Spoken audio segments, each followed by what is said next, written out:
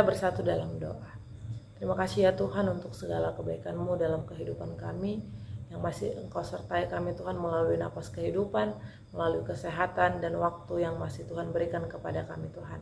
Ya Tuhan Allah, sebelum kami melakukan segala kegiatan kami, biarlah firman-Mu Tuhan yang terlebih dahulu mengisi hati dan pikiran kami Tuhan, supaya kiranya apapun yang kami lakukan hari ini seturut dan sesuai dengan kehendak-Mu.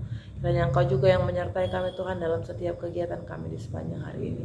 Terima kasih Tuhan, kami berdoa di dalam nama anak-Mu Tuhan Yesus Kristus. Amin. Selamat pagi Bapak Ibu serta saudara-saudari yang terkasih dalam nama Tuhan kita Yesus Kristus. Firman Tuhan bagi kita pada hari ini, hari Kamis tanggal 28 Maret 2024, diambil dari Lukas pasal 22 ayat yang ke-42. Demikianlah firman Tuhan. Ya Bapakku, jikalau Engkau mau, ambillah cawan ini daripadaku, tetapi bukanlah kehendakku, melainkan kehendak-Mu lah yang terjadi. Dalam bahasa Batak dikatakan, amang aut olo mahonian pasal kuhon sinu monon sianau ale unang marohaku saut rohamma. Demikian firman Tuhan.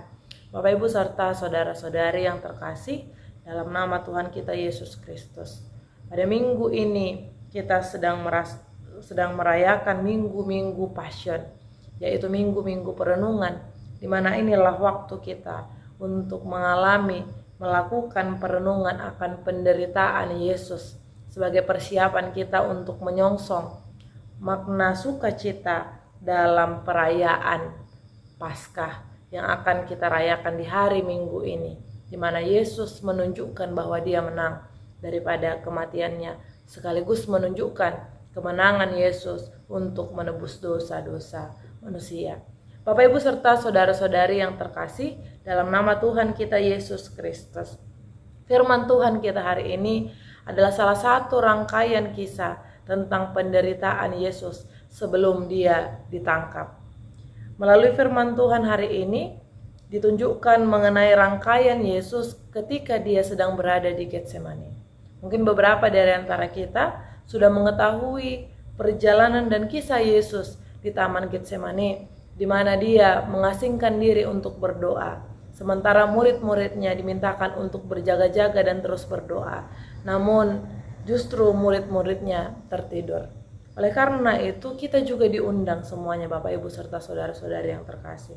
Sebagai orang percaya, sebagai orang Kristen, kita diminta untuk tetap bangun, tetap berjaga-jaga dan berdoa. Bapak Ibu serta saudara-saudari yang terkasih, kisah Yesus ketika Dia berdoa di Getsemani menunjukkan bahwa Dia sedang menunjukkan sisi kemanusiaannya.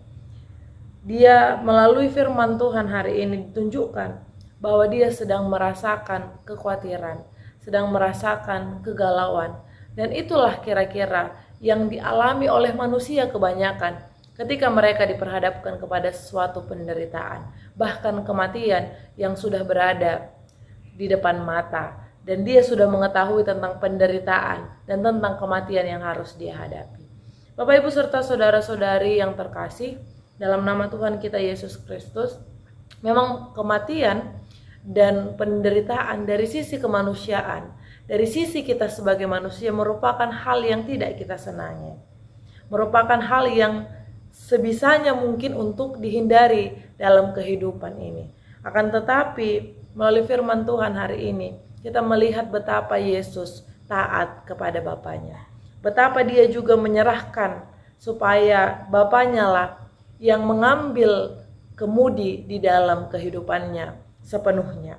Ketika pun ada perasaan galau, ketika pun ada perasaan ketakutan di dalam diri Yesus pada saat itu, Dia berkata, biarlah kehendak Tuhan yang jadi, biarlah kehendak Bapa yang terjadi, bukan kehendak dirinya sendiri.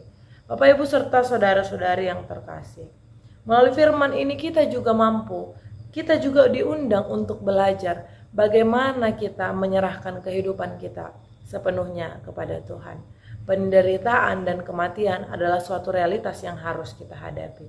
Penderitaan itu sering sekali datang dalam kehidupan kita, baik itu di tengah-tengah pekerjaan, baik itu di tengah-tengah kekeluargaan, di tengah-tengah pertemanan, dan di mana saja bisa saja terjadi masalah dalam kehidupan kita yang sering sekali membuat kita sakit hati, yang sering sekali membuat kita marah, kesal, takut, dan khawatir.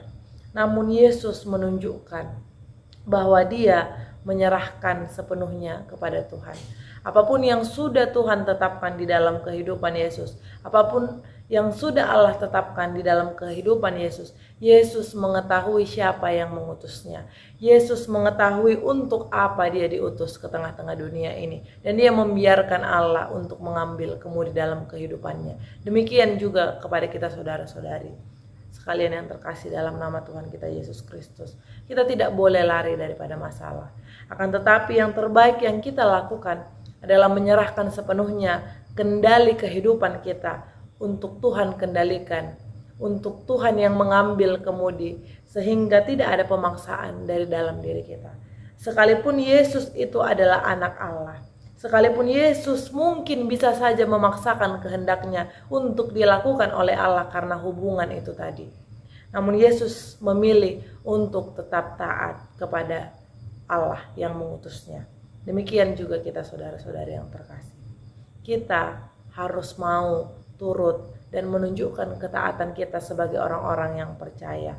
Kepercayaan, keimanan kita kepada Allah seharusnya ditunjukkan melalui keberserahan kita dan melalui ketaatan kita kepada Allah. Selamat melakukan aktivitas. Tuhan Yesus memberkati kita semua. Amin. Kasih karunia dari Tuhan Yesus Kristus serta kasih setia Allah Bapa dan persekutuan Roh Kudus memberkati dan menyertai kamu sekalian hari ini, esok, dan sampai selama-lamanya. Amin.